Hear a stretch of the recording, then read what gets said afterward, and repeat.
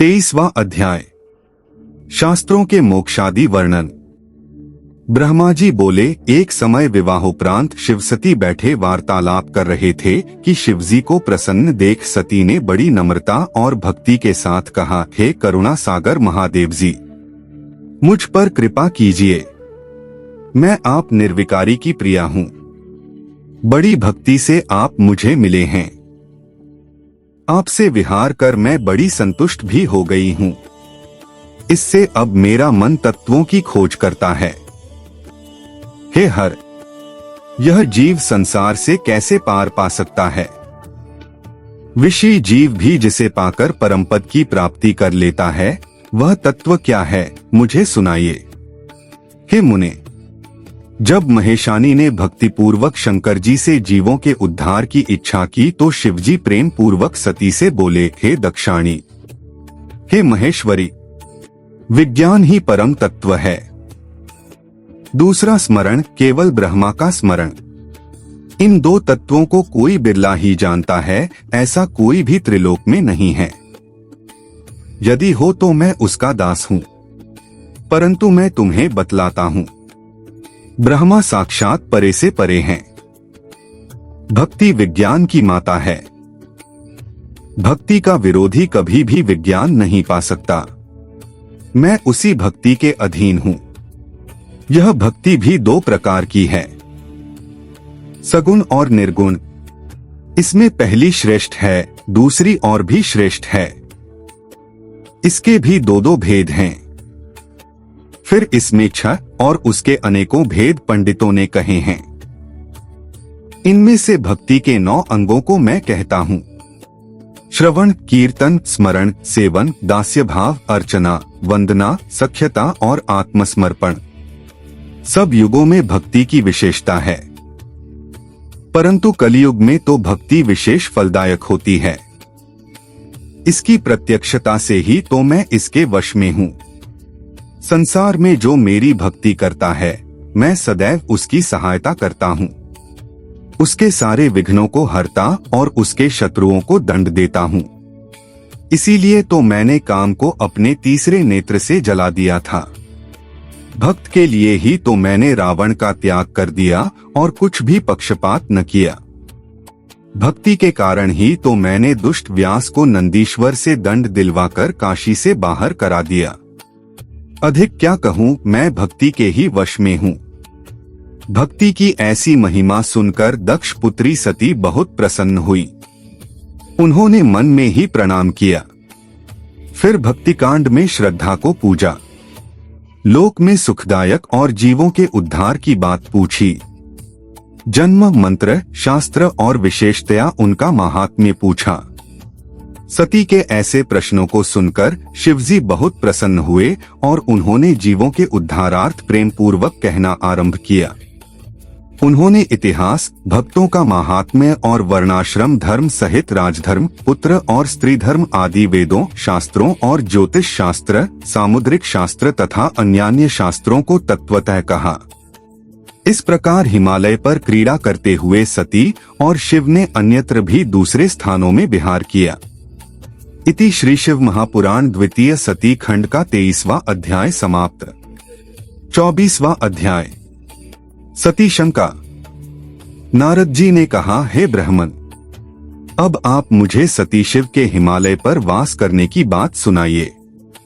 ब्रह्मा जी बोले, जब इस प्रकार वहां क्रीड़ा करते हुए शिवसती को बहुत दिन व्यतीत हो गए, तब सती का अपने पति शंकर से वियोग हो गया।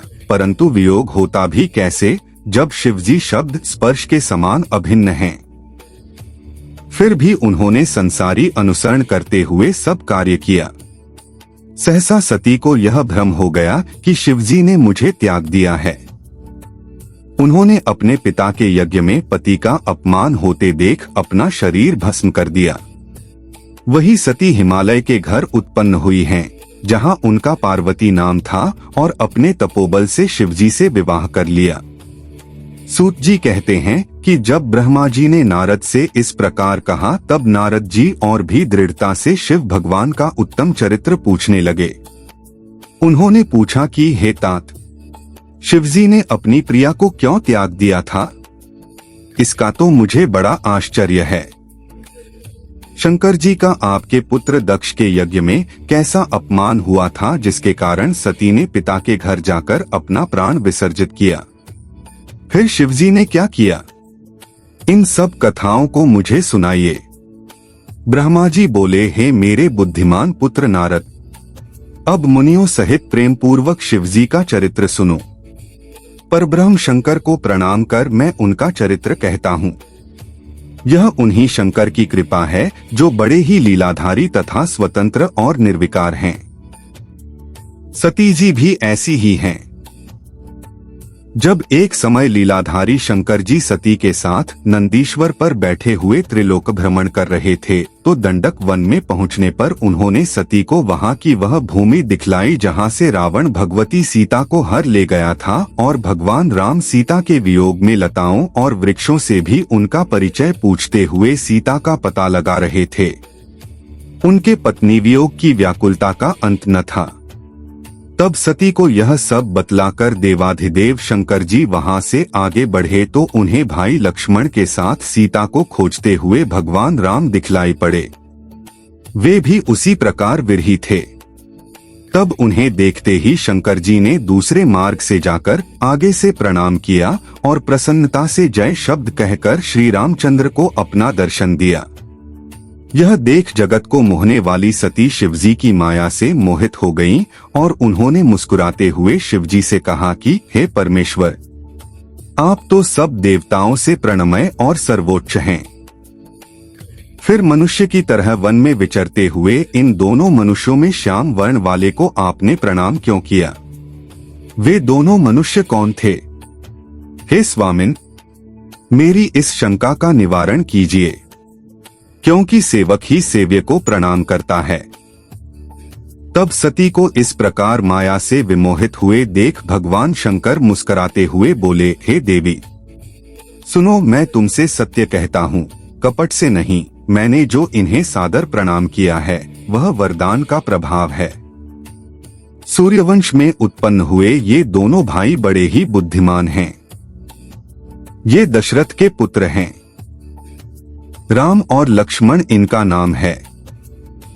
गोरे रंग के छोटे भाई लक्ष्मण हैं। यह शेष जी के अवतार हैं। बड़े का नाम राम है। यह बड़े ही शांत और विष्णु के साक्षात अवतार हैं। ये पृथ्वी पर साधुजनों की रक्षा और हमारे कल्याण के लिए ही अवतरित हुए हैं। इतना कहकर भगवान शंकर मौन हो गए, परंतु सती के मन में विश्वास नहीं हुआ। शिव की बलवती माया जो संसार को मोहित कर रही है। तब सती के अविश्वस्त चित्त को देखकर भगवान शिव ने कहा कि हे देवी, यदि तुमको मेरे वचनों में विश्वास नहीं है तो जाकर अपनी बुद्धि से राम की परीक्षा करो। हे प्रिय, जैसे तुम्हारा यह मोह दूर हो वैसा उपाय करो। मैं तब तक वट की छाया में बैठकर तुम्हारी बाट जोहता रहूंगा जब तक कि तुम परीक्षा करोगी। फिर तो शिवजी की आज्ञा पाते ही सतीजी राम की परीक्षा करने चलीं और वहां जाकर विचारने लगीं कि किस प्रकार परीक्षा लूं। उन्होंने सोचा कि मैं सीता का रूप धारण कर राम के समीप जाऊं। यदि राम साक्षात विष्णु के अवतार होंगे तो मुझे पहचान लेंगे, अन्यथा नहीं।